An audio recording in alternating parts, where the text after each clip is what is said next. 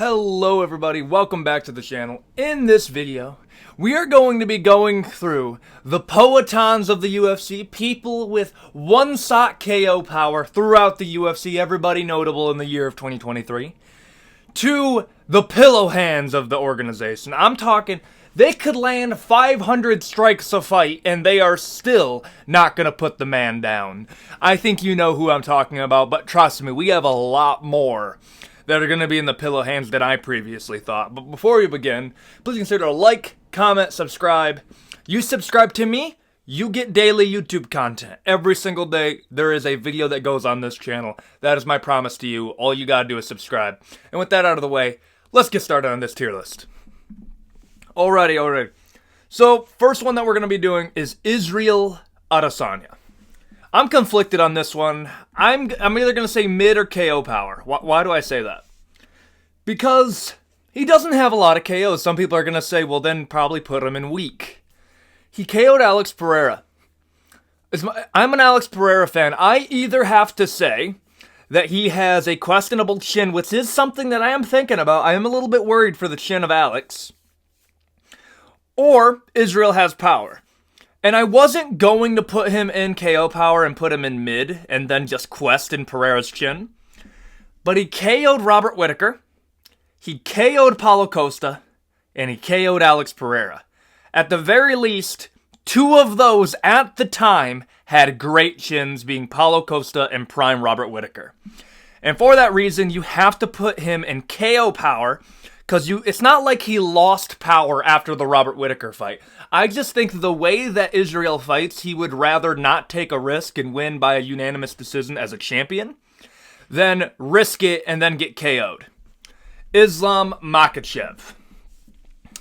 Islam's another dude. Now, obviously his best KO is going to be Alexander Volkanovski.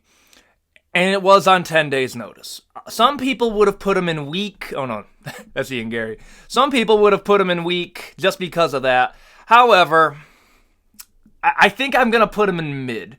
He can prove that he has power, and I'm not going to count TKOs because you don't need one-shot KO power to win by a TKO.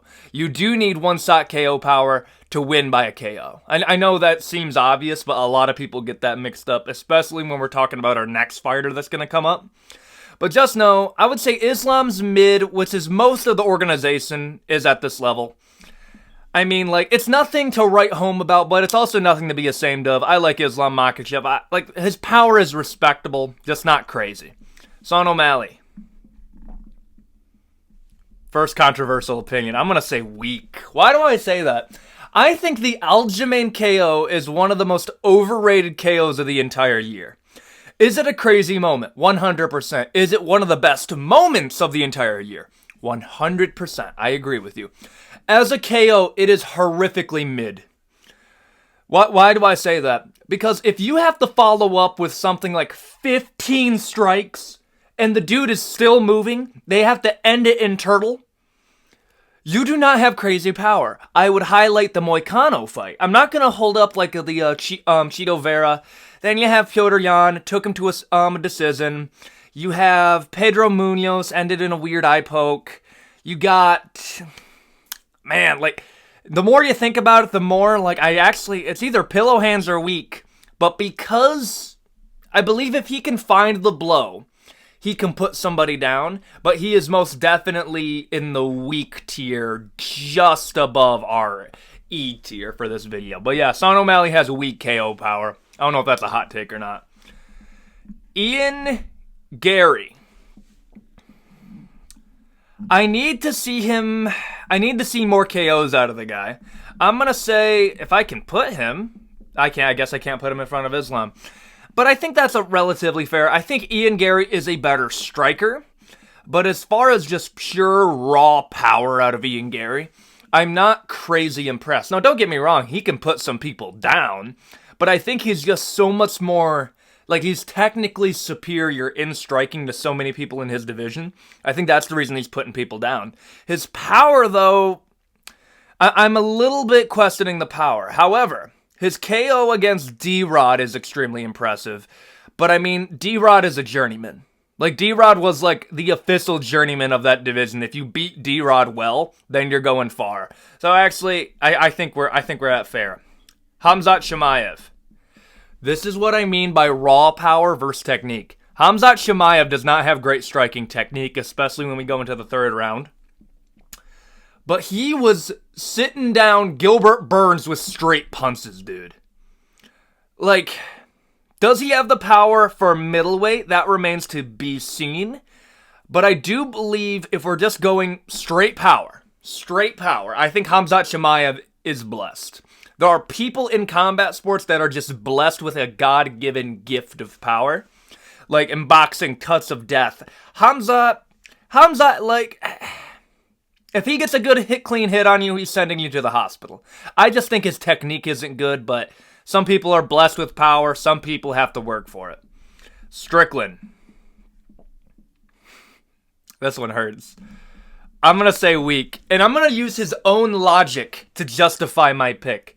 You see, Strickland, he either holds the record for most strikes landed in a middleweight fight, or he's in, like, the top 3 most strikes landed in just UFC history.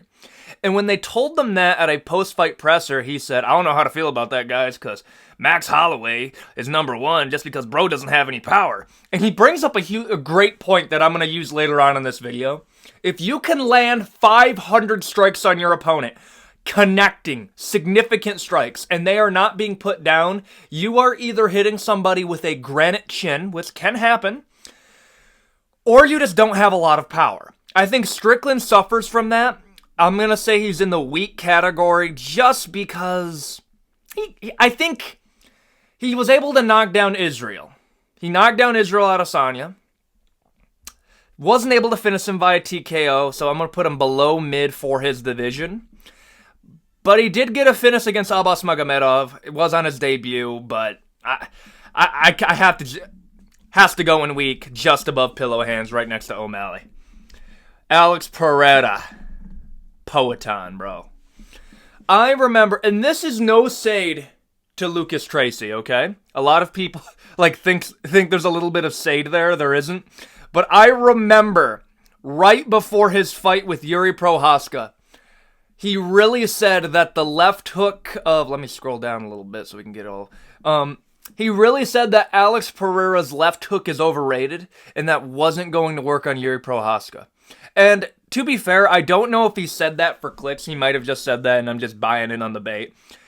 What a horrific take. Especially when you can look at his career in kickboxing where he was able... His power transferred to the higher weight classes... And he was wearing heavier gloves, and he was still putting people down.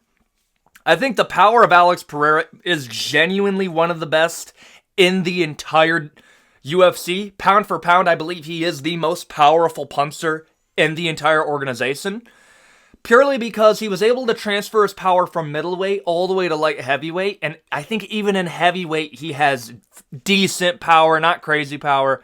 But I mean, like, to have power transfer through 3 different weight classes, that's impressive. And for that reason, obviously, we named a tier after the guy.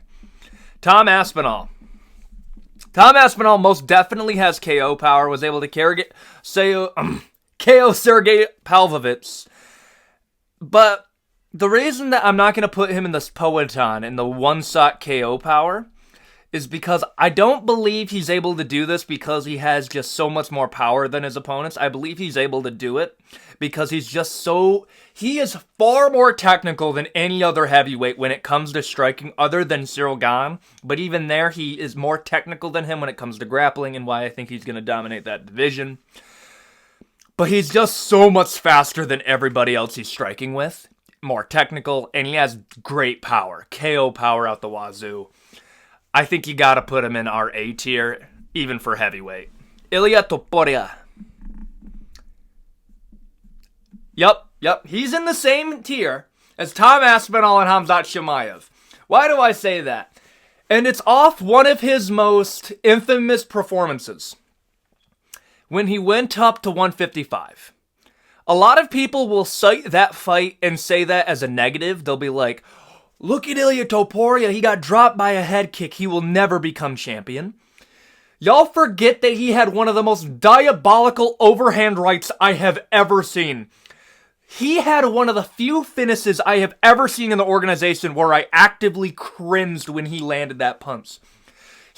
His opponent was conscious for half a second, and then boom, straight to black.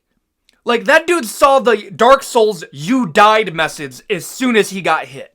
Ilia Topuria has some of the craziest power I have ever seen for 145. And to do what he does at 145, at 155, and when you hear that he wanted to start off his whole career at bantamweight and he was supposed to fight Piotr Jan is even crazier. He had power for that division. 3 different divisions, 2 divisions in the UFC, he has power in.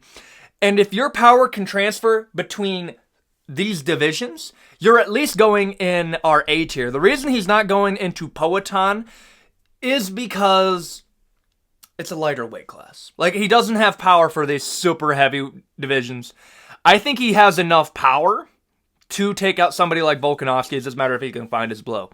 And the one thing I will add, probably has some of the best boxing in the pocket out of the entire organization. The way he digs for that liver shot is just diabolical. Sergey Pavlovich, Poatan level, easily, dude. I'm gonna say this right now. I'm gonna defend my boy Sergey, okay? A lot of people, after Tom Aspinall beat Sergey Pavlovich, turned on Sergey so quickly. They said, oh, I guess Sergey was a can. Sergey all hype. No, it wasn't really that good. Isn't technical at all. What are you talking about, brother? It is heavyweight. Heavyweight is the least talented, least technical, most one-dimensional division in the history of the entirety of UFC. Flyweight is a better division than heavyweight in every measurable way outside of pay-per-views. That's why heavyweights can headline a card, but flyweights won't, even though they're a more skilled division. But Sergey has power out the wazoo. Look at any of his highlight finishes in the UFC. It is insane. I know people are going to say, well, Tai Tuivasa already had a cracked shin after the Cyril Gane fight. Doesn't change the fact that Sergey has some of the craziest power I've ever seen at heavyweight. People were calling him the Russian version of Francis Ngannou, and now we're calling him a can? That's absolutely crazy. Yeah, I put him above Tom Aspinall. Tom Aspinall's more technical. Tom Aspinall's quicker. Sergey has better power. If Sergey clips you, you go unconscious. There's just no question. Max Holloway.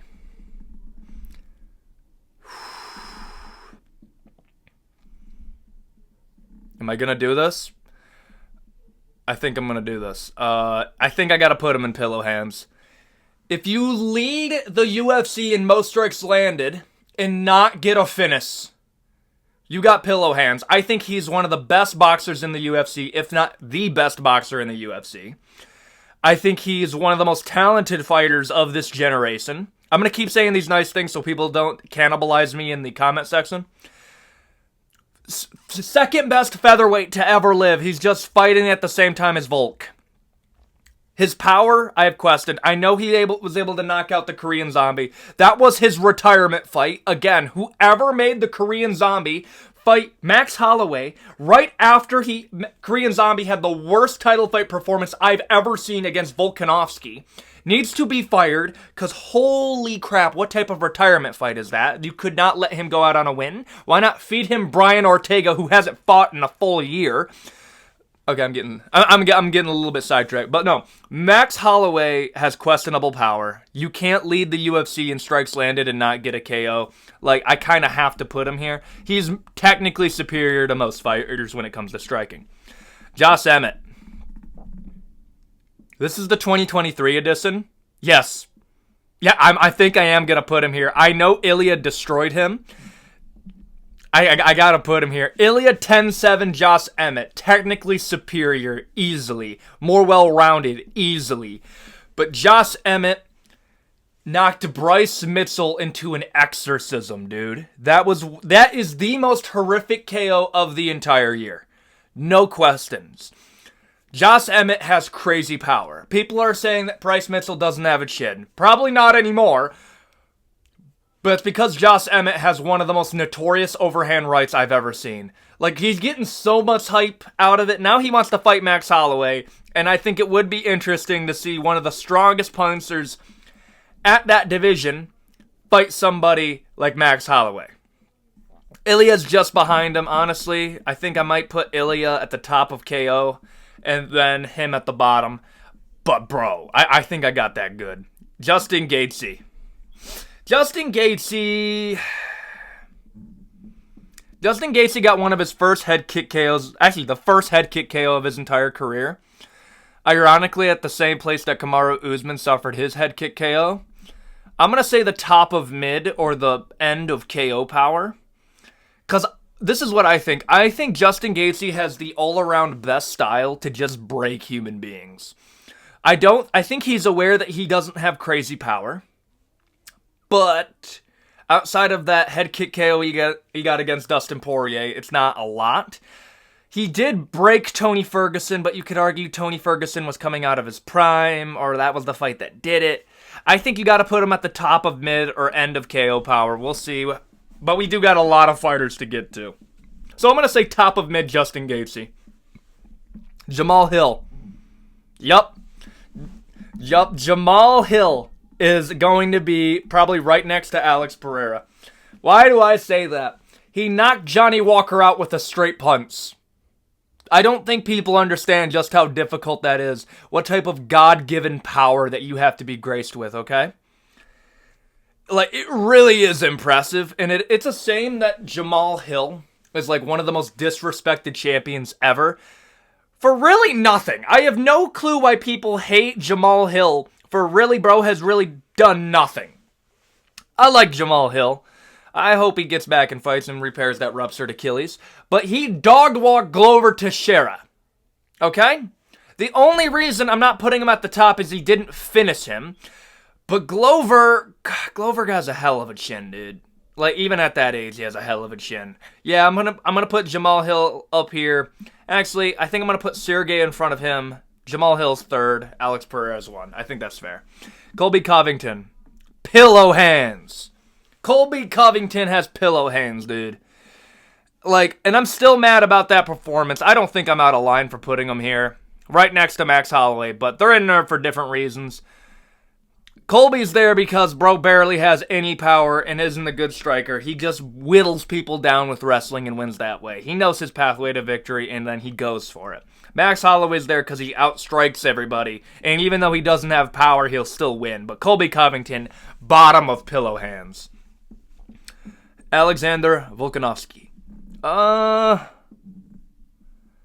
going to say at the bottom of either KO power. You know what? It's close enough. Because Volkanovski, even though he lost 2 times to Islam Makhachev has a pretty good chin. And the one thing that Islam said is the strength of Volkanovski is the only thing that caught him off guard. And bro's 145 pounds. Probably walks around at around like 160, 170. Islam walks around 185. So I'm going to say Volk, pound for pound, has more power than Islam, even though Islam got the head kick KO. Again, it was on 10 days' notice, though. And I kind of have to give the nod to Volkanovski on there. Plus, he has to win against not Ilia Topuria, maybe. But Yair Rodriguez. Actually, the more I think about it, the more I'm leaning towards here. Top of mid, right next to Justin Gaethje, and one above Islam Makhachev. I think that's fair. Benoit Saint-Denis. I would argue Benoit Saint-Denis probably has some of the craziest power at this division. I would actually tie him with Justin Gaethje and above Islam Makhachev. His fitness over Matt Frevola is just insane, dude. Like, I know I sound like a fan, but like, for real, though.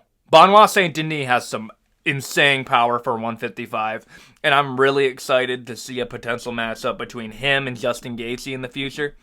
But yeah, I would say he has mid power. Just if we took everybody and averaged it, yeah, I would say he's about middle, but more powerful for lightweight. Again, here's another Paddy Pimblett.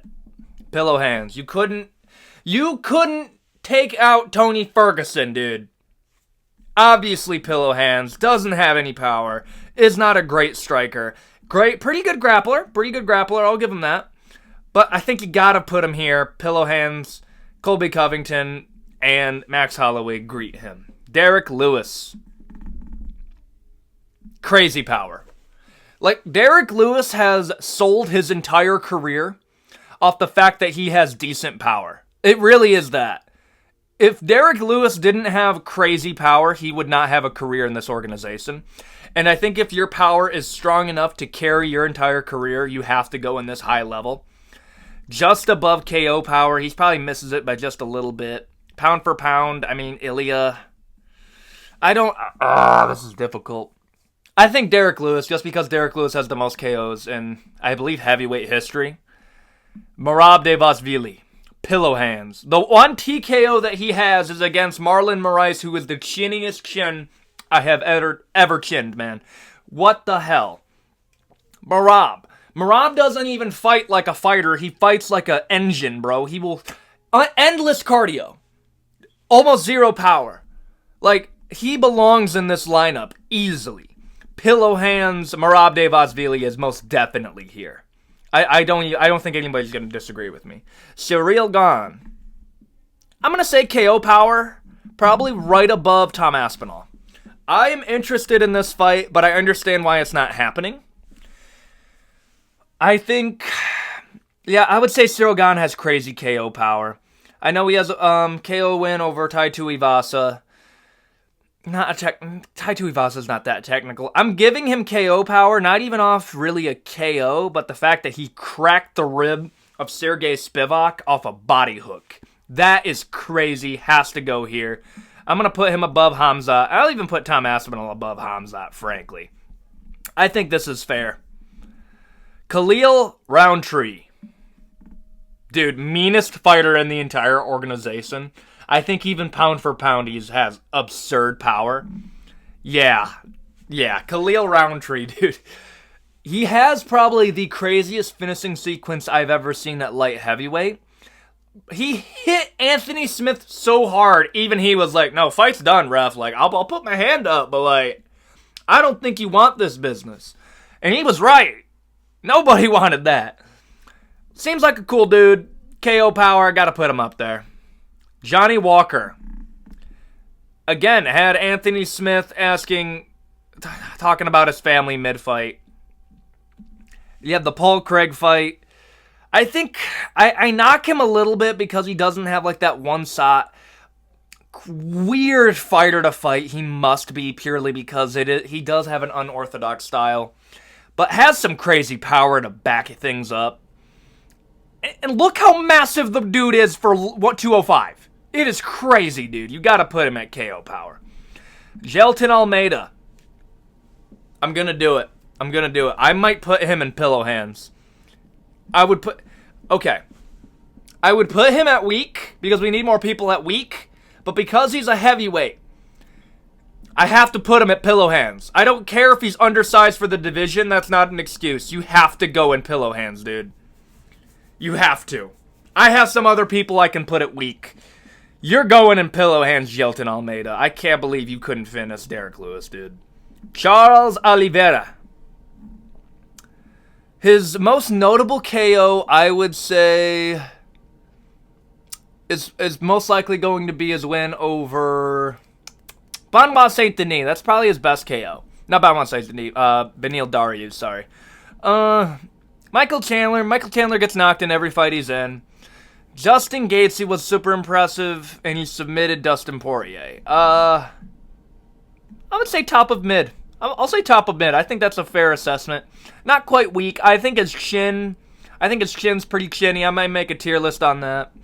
But yeah, I think top of mid is a fair spot for Charles Oliveira. Sean Brady. Weak. Yeah, weak. Or pillow hands. I'm debating this one. I think I'm going to put one more in weak just because we need one more. Actually, wait a minute. Boom. I'm moving Max Holloway up to weak. Pillow hands, Sean Brady, because I have to give the nod to Max Holloway here. Fine, I'll count the KO that he has over the Korean Zombie. But Sean Brady goes in pillow hands, taking the place of Max Holloway. No KO finish in the UFC. Relies on his grappling. Got TKO'd by Bilal Muhammad. Has to go there. Figueiredo, I believe, is going... Figueiredo's going to go at the bottom of mid. Now, why do I say that? Because he had power for flyweight. But he was able to transfer that power over to bantamweight. And if you can take your power over to a higher division and do well against somebody like Rob Font, you kind of have to go here. It saves him from these lower weight classes, even though he is in a lower weight class in terms of like weak and pillow hands. So I kind of have to put him here. But understand, he does make it by the skin of his teeth. If Sean O'Malley put out Moicano, I'd probably put him here, but dude has some pillow hands too. And to end it all off, my favorite KO artist ever, Edson Barboza. Yeah, Edson Barboza, dude. I gotta put him up here, man. He got some KO power. Even at this age, you have to put him up here. I mean, I know there's a lot of people you could put on here. I know there's like Umar Nurmagomedov. I'd probably put him in like a KO power too. But fighters that stuck out to me for either having pillow hands, weak, or having some crazy KO power, I think I did pretty good. Edson Barboza definitely is up here too because of his fight with Sadiq Yusuf. Bro proved that he still got that dog in him. I like this tier list. Tell me what you think in the comment section below. And if you have a tier list you want me to do, put it in the comment section. I'll take a look at it, and maybe I'll do it. Thank you for watching. Adios, guys.